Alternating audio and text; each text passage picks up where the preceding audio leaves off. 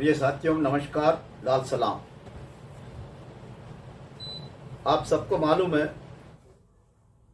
पूरा देश में डिफेंस सिविलियन कर्मचारी का एक हिस्टोरिकल आंदोलन चल रहा है।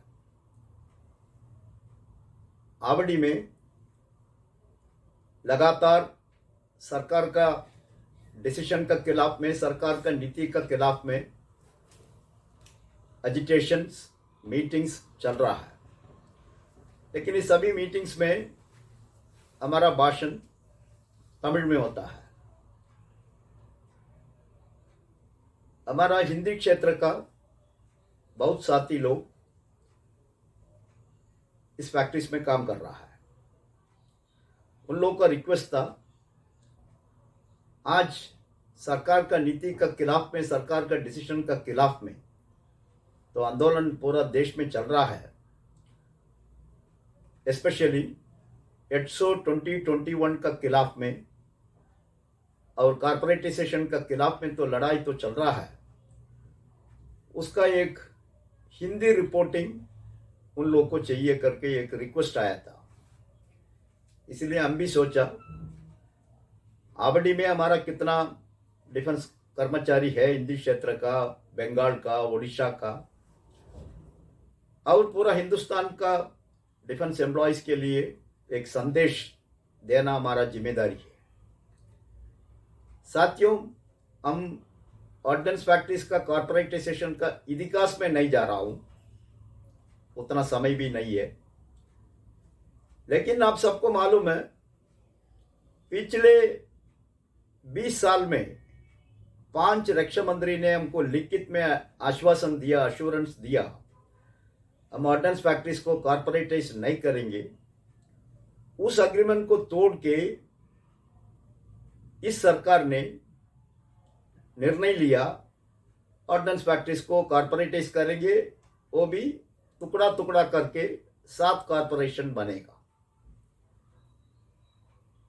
अभी दिल्ली हाईकोर्ट का एक जजमेंट है, अभी लेटेस्ट एक जजमेंट आ चुका है।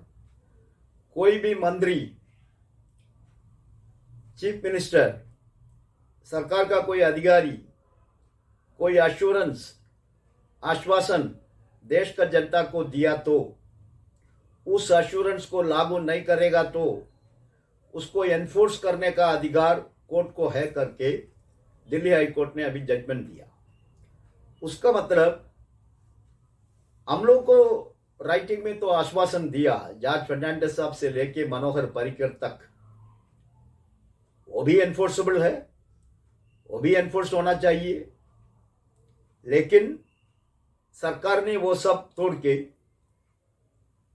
आर्बिट्ररीली हमारा कंसिलिएशन को भी तोड़ के उन्होंने निर्णय ले लिया, इसको हम 7 कॉर्पोरेशन बनेंगे। साथ साथ ये भी बोला है, कर्मचारी का सर्विस कंडीशन पूरा सेफ रहेगा, प्रोटेक्टेड रहेगा।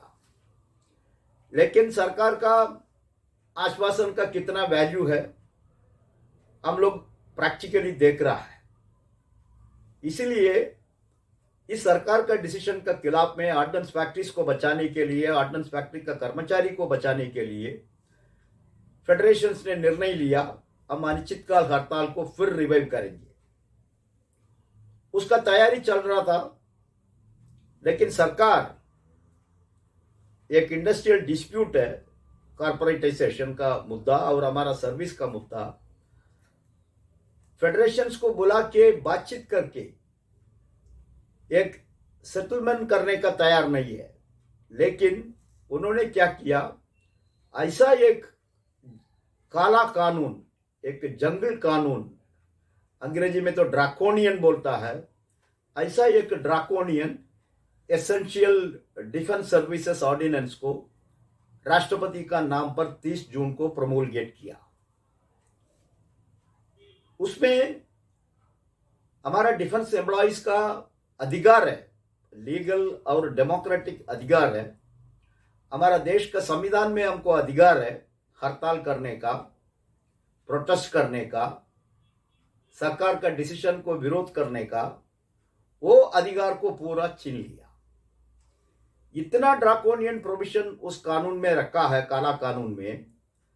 आप ऑर्डिनेंस फैक्ट्री कर्मचारी, नहीं तो डिफेंस का हमारा कर्मचारी, ओटी, एक दिन हम ओटी नहीं करेंगे, हमारा घर में कुछ काम है इसलिए हमको ओटी एक्सेप्शन करके जाना है करके बोलेगा तो भी उसको भी स्ट्राइक ट्रीट करेगा। वो भी एक स्ट्राइक का तरीके से कर्मचारी का ऊपर एक्शन ले सकता है, उसको बिना इंक्वायरी डिसमिस कर सकता है, 1 साल जेल में डाल सकता है, 10,000 रुपया पनिशमेंट भी कर सकता है। इस कानून में और भी प्रोविजन है, कोई भी एम्प्लॉई हड़ताल में पार्टिसिपेट किया उसको बिना इंक्वायरी डिसमिस कर सकता है, 1 साल उसमें उसको जेल में डाल सकता है, 10,000 रुपया उसको पनिशमेंट दे सकता है। किसी ने दूसरा वर्कर को बोला तुम स्ट्राइक में पार्टिसिपेट करो, उसको 2 साल तक जेल मिलेगा, उसका भी नौकरी चले जाएगा। ऐसा ये कानून हमारा देश का आजादी के बाद फर्स्ट टाइम आ रहा है, फर्स्ट टाइम आ रहा है। ये ड्राकोनियन है, ये एंटी डेमोक्रेटिक है, ये इलीगल है। उसका खिलाफ में हम लोग का लड़ाई अभी चल रहा है। पूरा हिंदुस्तान का सभी ट्रेड यूनियंस हम लोग का सपोर्ट में है। अभी 23 तारीख पूरा हिंदुस्तान में सभी स्टेट का डिस्ट्रिक्ट हेडक्वार्टर्स में सब सेंट्रल ट्रेड यूनियंस और फेडरेशंस मिलके डिफेंस कर्मचारी का फेवर में आंदोलन किया। अभी भी चल रहा है आंदोलन, यही परिस्थिति है। लेकिन इस परिस्थिति में कर्मचारी का बीच में कुछ प्रचार भी चल रहा है। अब सरकार भी बोल रहा है ऑर्डिनेंस फैक्ट्रीज 100% सरकार का कंट्रोल में रहेगा। कारपोरेशन बनने के बाद 100% सरकार का कंट्रोल में रहेगा तो फिर इसको कारपोरेटाइज करने का क्या जरूरत है? ये तो ऑलरेडी 100% सरकार का ही है, उसको फिर कारपोरेटाइज करने का क्या जरूरत है? कंपनी एक्ट में इसको रजिस्ट्रेशन करने का क्या जरूरत है? इसको मैनेजिंग डायरेक्टर अपॉइंटमेंट करने का क्या जरूरत है? बोर्ड ऑफ डायरेक्टर्स अपॉइंटमेंट करने का क्या जरूरत है? 100% सरकार में ही रहेगा, फिर यह सब करने का क्या जरूरत है? यह सब बोगस है। अब बीएसएनएल भी 100% सरकार का ही है। अभी तक बीएसएनएल का शेयर प्राइवेटाइज नहीं किया, लेकिन बीएसएनएल का हालत क्या है? बीएसएनएल तो है 100% सरकार का ही है, लेकिन बीएसएनएल को कुछ भी मदद नहीं करता है सरकार। उसको 4G टेक्नोलॉजी नहीं दिया, उसको 4G नहीं दिया, फिर 5G कैसे देगा? पूरा प्राइवेट कंपनीज को सरकार एंटरटेन कर रहा है बीएसएनएल के खिलाफ में। 80,000 कर्मचारी वॉलंटरी रिटायरमेंट लेके घर चले गया, फिर भी लोग बोल रहा बीएसएनएल 100% गवर्नमेंट है। अब खत्म हो रहा है ये बीएसएनएल। आपके बारे में भी ये प्रचार चल रहा है अब 100% गवर्नमेंट है। 100% गवर्नमेंट फिर 7 टुकड़ा क्यों किया? 7 टुकड़ा इसलिए किया इसको जल्दी बेचने का।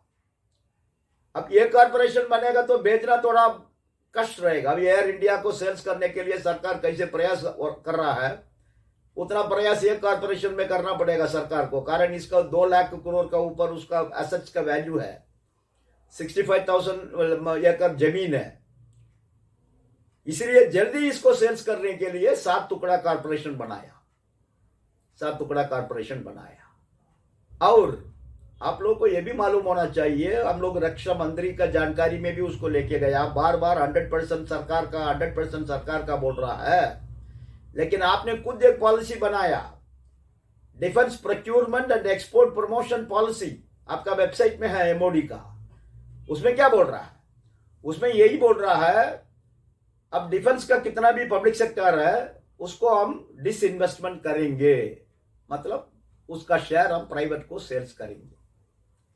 तो ऑलरेडी डिफेंस में 8 पीएसयू है, Hindustan aeronautics limited, Bharat electronics limited, Bharat dynamics limited, वो सब तो पीएसयू है। उस 8 का साथ ये 7 भी जोड़ेंगे, 15 पीएसयू हो जाएगा। अब 15 पीएसयू को तो डिसइन्वेस्टमेंट करेगा सरकार का पॉलिसी का अनुसार, फिर आप 100% सरकार का कंट्रोल में रहेगा करके क्या बोल रहा है? ये सब झूठ है, ये सब झूठ है। और फाइनेंस मिनिस्टर निर्मला सीतारमण जी क्या बोला?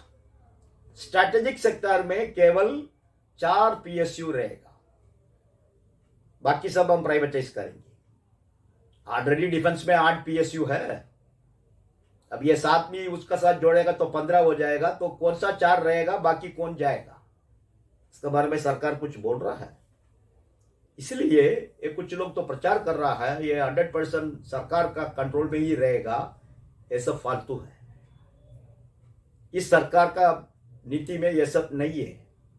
हमारा प्रधानमंत्री खुद बोल रहा है ना, doing business is not the business of the government. Industry चलाना ये सब सरकार का काम नहीं है।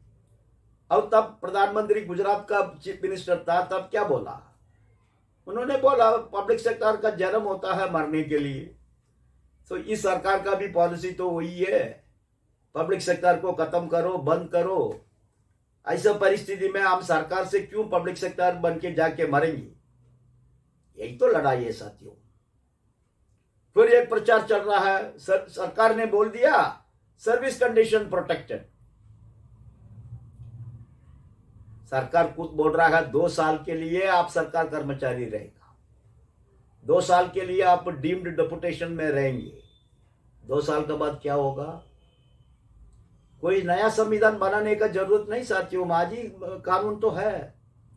आप 2 साल का अंदर कारपोरेशन में नहीं गया, फिर आपका पास तो 2 ही ऑप्शन है, एक तो वॉलंटरी रिटायरमेंट में जाना है, नहीं तो आपको सरप्लस सेल में आपका नाम रखेगा, 3-4 महीने आपको तनख्वाह देगा, 3-4 महीने का अंदर आपको अल्टरनेटिव जॉब नहीं दिया, फिर तो बीआरएस स्कीम ही आएगा, आपको घर भेजेंगे। इसके लिए कोई नया कानून नहीं है, आज ही कानून अवेलेबल है। ये सब सबको मालूम है, आप लोग सब एजुकेटेड साथी लोग हैं, सब वेबसाइट में है, व्हाट्सएप में घूम रहा है ये सब गवर्नमेंट ऑर्डर्स। वो भी वॉलंटरी रिटायरमेंट में कौन जा सकता है, कौन पुराना पेंशन स्कीम में है, कौन 31/12/2003 में भर्ती में आया, उनको अभी 17 साल ऑलरेडी हो चुका है। इस 17 साल के बाद 2 साल अभी डेपुटेशन में जाएंगे आप, 19 साल तो ऐसा ही हो जाएगा, फिर 1 साल ही बाकी है। उन लोगों को एक मौका है बीआरएस में जाने का, वॉलंटरी में जाने के, कुछ तो पेंशन मिलेगा।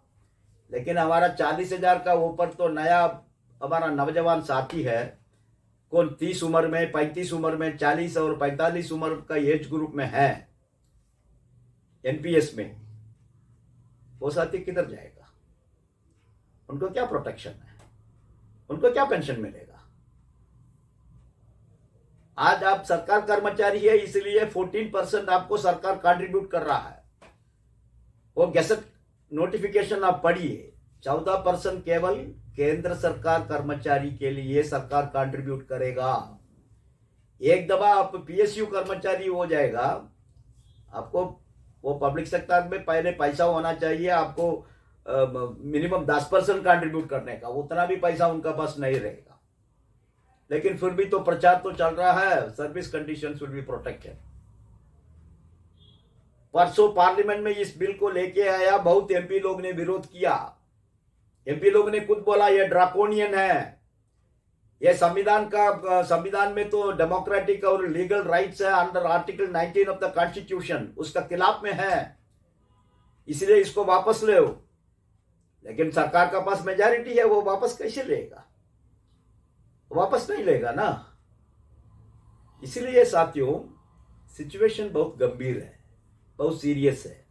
उस समय ये तो बिल लेके आया, पार्लियामेंट का अंदर अल्लाह गुल्ला हुआ, उस समय मंत्री भी, वो अजय भट्ट नया मंत्री अभी आया, उन्होंने बार बार यही रिपीट कर रहा है, service will be protected, service will be protected. क्या प्रोटेक्शन करेगा, कैसे प्रोटेक्शन करेगा? कोई व्हाइट पेपर है, कोई डॉक्यूमेंट है? कुछ भी नहीं है। इसलिए ये तो लड़ाई है ना साथियों, ये बहुत गंभीर लड़ाई है।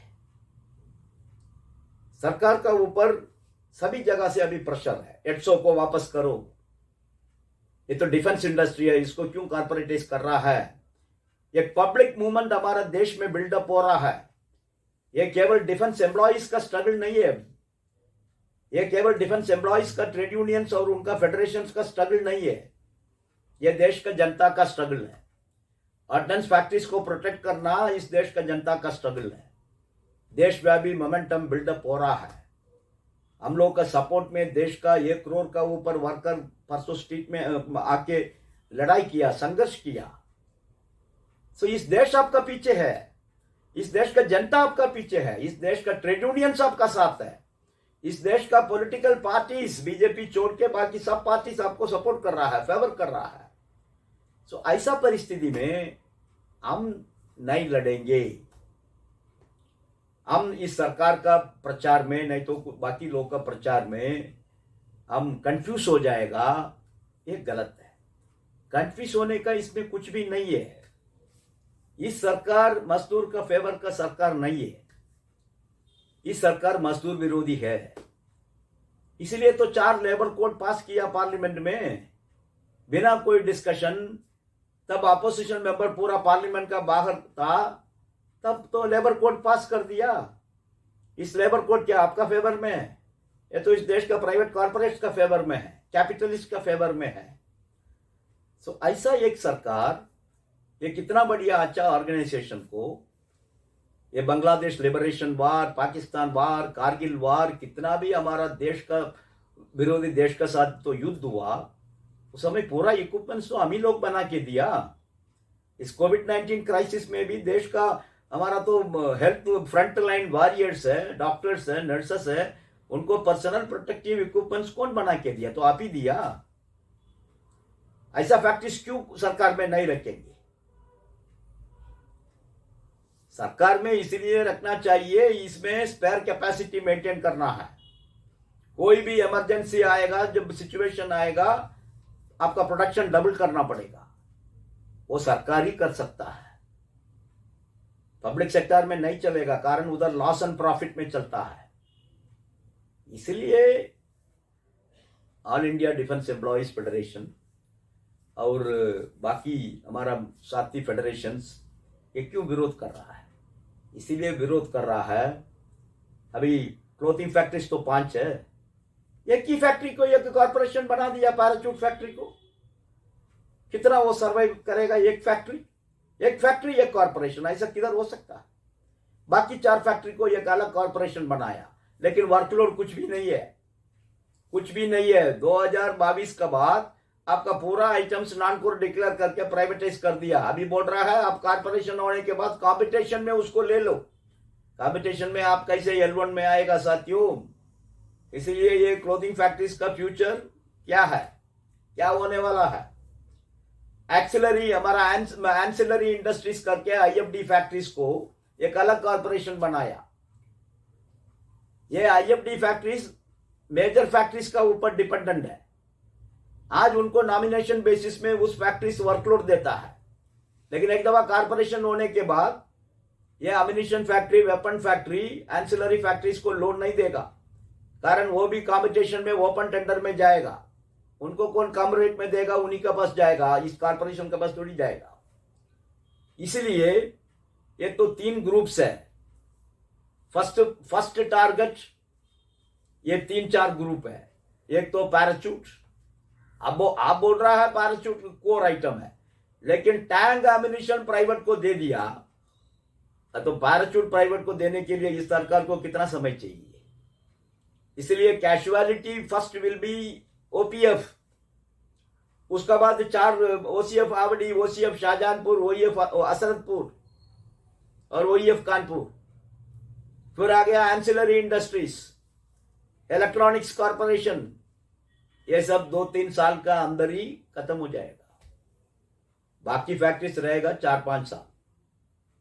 The writing is on the wall, the writing is on the wall. इतना नेगोशिएशन, इतना डिस्कशन, सेक्रेटरी DP के सामने कितना डिस्कशन हुआ, वो सब वीडियो कॉन्फ्रेंस आपने देखा है। रक्षा मंत्री के साथ भी क्या डिस्कशन हुआ, वो भी हम लोग सर्कुलर का नाते आपको फेडरेशन ने बताया क्या हुआ करके।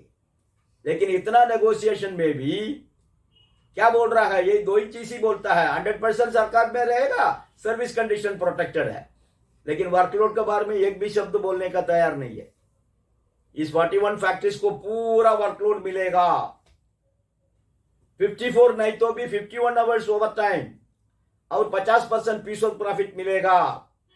अभी तक एक शब्द सरकार का तरफ से नहीं आया। आप रिटायरमेंट तक केंद्र सरकार कर्मचारी में ही रहेगा, आपका स्टेटस बदल नहीं होगा। ऐसा करके भी कुछ भी नहीं बोला। एनपीएस साथियों का पेंशन प्रोटेक्शन मिलेगा, कुछ भी नहीं बोला। फिर क्या आश्वासन सरकार से मिला साथियों आपको? क्या बेसिस में आप आंदोलन बंद करके आप चुप बैठेंगे? इसलिए साथियों, तो लड़ाई तो चल रहा है ना। इस लड़ाई को आगे लेके चलना बहुत जरूरी है। एड्सो और नो एड्सो, आपका लड़ाई, आपका संघर्ष और जोर से चलना पड़ेगा। अभी हम लोग ने निर्णय लिया, एक 2 हफ्ते का सिग्नेचर कैंपेनिंग, एक वर्कर को अप्रोच करके पार्लियामेंट का पेटिशन कमेटी को पेटिशन डालेंगे हम लोग। वो आंदोलन अभी चल रहा है। इसका अलावा लीगल एक्शंस भी चल रहा है। एड्सो का खिलाफ में लीगल एक्शन का तैयारी चल रहा है। कॉर्पोरेटाइजेशन का खिलाफ में लीगल एक्शन चल रहा है। इसलिए हम शुरू में दिल्ली हाई कोर्ट का जजमेंट के बारे में बोला। ऐसा नहीं है सरकार बुला के कुछ आश्वासन देगा, कुछ अश्योरेंस देगा, बाद में उसको गंगा में छोड़ेगा, इंडियन ओशियन में छोड़ेंगे। ये अभी नहीं चलेगा, ये अब नहीं चलेगा। इसलिए साथियों, ये तो लड़ाई, ट्रेड यूनियन का लड़ाई भी जोर से चलेंगे, लीगल एक्शन भी चलेंगे, हम पब्लिक का सपोर्ट भी मोबिलाइज करेंगे। हमारा इस तीनों मुद्दों लेके एड्सो 2021 को विड्रॉ करो, कॉर्पोरेटाइजेशन का डिसीजन को विड्रॉ करो। हम केंद्र सरकार कर्मचारी से भर्ती हुआ, हम केंद्र सरकार कर्मचारी से रिटायर होगा। हमारा एनपीएस कर्मचारी को तो पेंशन गारंटी मिलना चाहिए। ये सब मुद्दा लेके हमारा आंदोलन और जोर से चलेंगे। उस आंदोलन में आप सब संघर्ष होना चाहिए।